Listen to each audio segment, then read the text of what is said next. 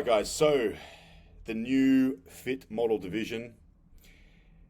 I'm going to go through my thoughts and feelings around this. I'm going to go through past Olympia winners and talk about the progression of the division, progression of athletes, and why this is, in my opinion, an awesome decision by the IFBB. Obviously, if you've been on your phone at all, you would have seen this announcement.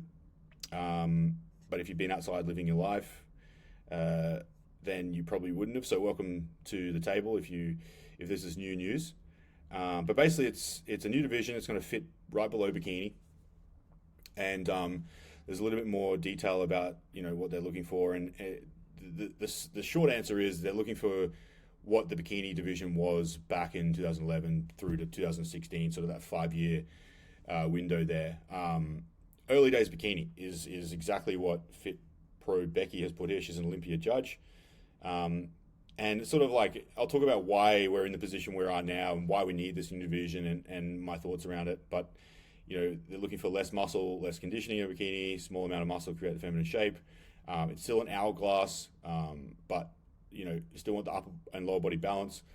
You just don't want any separation around cupped out. So it's just like removing all the masculinizing things that we see sometimes in bikini.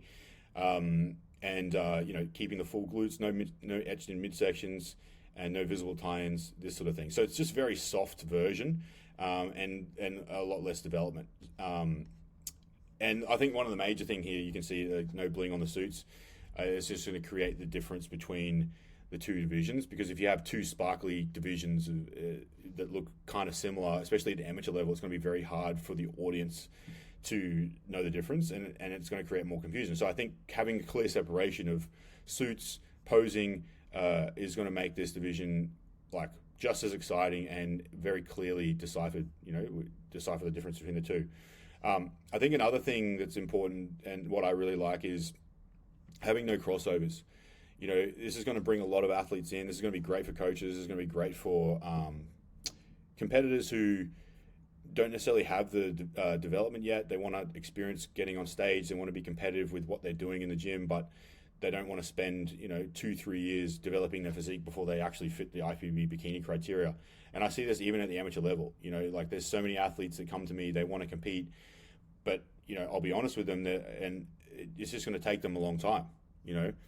So it's often they either get on stage and they don't suit the criteria and they don't even place, or they go and compete in a different federation and different posing and all this sort of stuff. But this is a great move. I really, really like this because it's allowing more athletes to compete with the IFBB. It's allowing more of a progression of the physique, and you know exactly where you fit from the beginning. It's not like this sort of elusive look that some people can't achieve within the first year or two of training.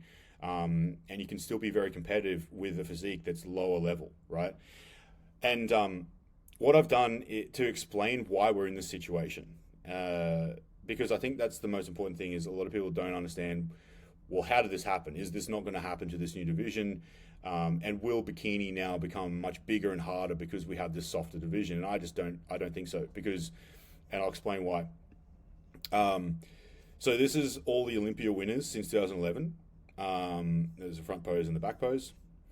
And up until, pretty much here. So it's sort of like 2000 and, well, even like the last 4 years, really. We didn't even know these physiques were possible. We didn't know that women could look this way. We'd never seen it. This is the first time, pretty much from, I'd say Angelica here. This is 2017, I think. From 2017 onwards, the division changed. And the reason for that is not the criteria. The criteria has always been pretty consistent. The reason for that is physiques develop.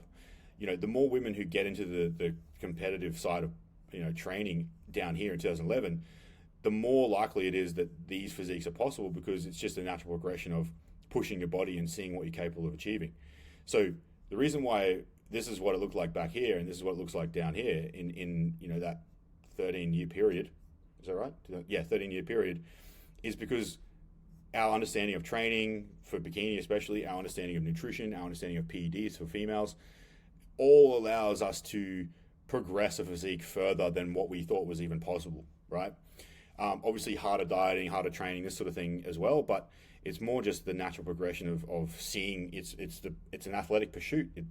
you don't get into something to never push yourself and progress. So I think this is a natural thing that's going to happen. You see this in men's physique as well. Obviously, with open bodybuilding, you don't see it because we've always been trying. You see a difference from like the 80s and 90s, but there's always been huge dudes, right? And it's never the same because obviously we've always tried to. Once we figured out how to get massive, it's always that attempt is to try and get as big as possible. Whereas bikini, attempting to look like this was never even an idea. But you can see here back in, between 2011 and actually the cover model, I guess the standard is what they're saying is Ash K here in 2015. So to 11, 12, 13, 14, 15, this one here. And then the back pose, this is what they're saying is like the standard or what they want to see. So she won it a couple of times before she actually achieved this look. And you can see the natural progression here. The criteria didn't change. And she's the winner all 3 times. But this is the natural progression of someone who's pushing themselves in the gym, right?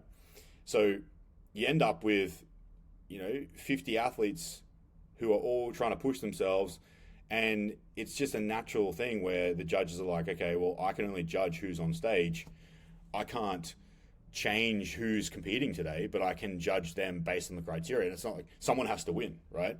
So that's just what happens is the athletes see this one, they're like, oh, I got to look like that. And then they push themselves and they got to look like that. And then as soon as we saw this, slight change in posing, the hardness and the conditioning of Angelica here, we see it just skyrocket from there, and even once you get to sort of like 2020 with Jeanette there, it's the size. Like even you look at the back pose of Jeanette here,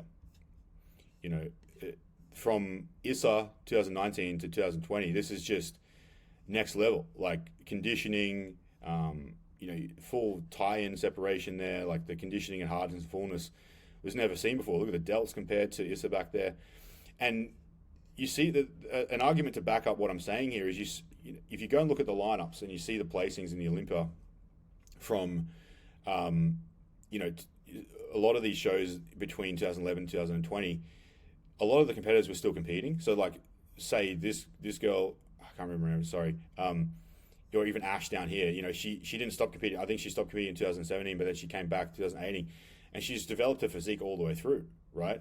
And she came second in this year. So a lot of these girls that competed back in 2011, 2012 are still competing all through the, up until 2020 even, and just gradually progressing and placing. And, obviously some of the girls who won, like Ash K and Angelica, Issa as well, like they've had to sort of keep up with the rapid development of the athletes who are competing, because that's the only difference between them and the physiques now is the development and the conditioning. So that's why I believe we're in this position, and that's why I don't believe that it's going to make bikini bigger, right? It's having a softer criteria again and having that entry-level division of the fit model isn't going to make or like sort of open up the floodgates for bikini now and say like, don't worry how big, get as big as possible now, because we already have wellness and figure. So yeah, I mean, and looking at the back pose here, you can see like back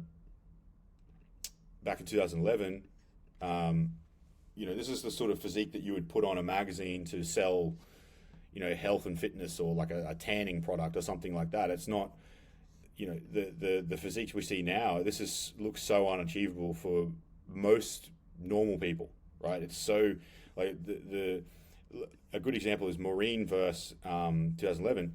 It's like absolutely crazy development and shape.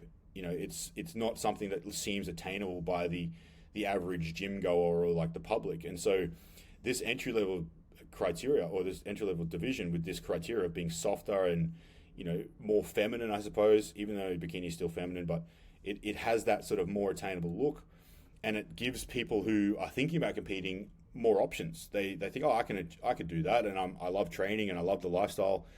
I think this is something that I could get into and put some time in and do really well at. I have good shape, I love it, and I'm very competitive, and that's a good way to bring more people into the industry, into competing. And the natural progression for them would be literally what you see in these photos. You will see a natural development of their physique. their conditioning, their ability to push themselves, and they're, as an athlete, you're always going to want to see what you're capable of doing. So once someone gets to a point where they're maxing out the criteria for fit model, the natural progression is get the sparkly bikini on and jump into bikini. So I think this is awesome. And from a coaching perspective, it's easier to plan timelines. It's easier to, instead of saying, oh yeah, we'll do a show in 3 years, it's like we can do a show in 12 months, take feedback, improve in that division, and keep competing while you're training, and not have such a long timeline ahead of you before you even look somewhat like the criteria, or before you can even place well, or see the reward of your competitive nature. So yeah, amazing. I really, really love this. There's obviously lots of different opinions and different I guess sort of outlooks on this sort of thing, and I can understand those. There's a lot of different sort of I guess concern about how big the shows are going to be, and like what's the difference. And I honestly think it's such a good move by the IFBB, and I'm really looking forward to coaching for it, because it's it is really achievable, and it's really fun, and it's going to make the shows even better. So I'm really looking forward to it. Leave a comment below if you like this move, if you don't like this move, what your thoughts are, and I'd love to hear what you guys' opinions are. All right, talk soon.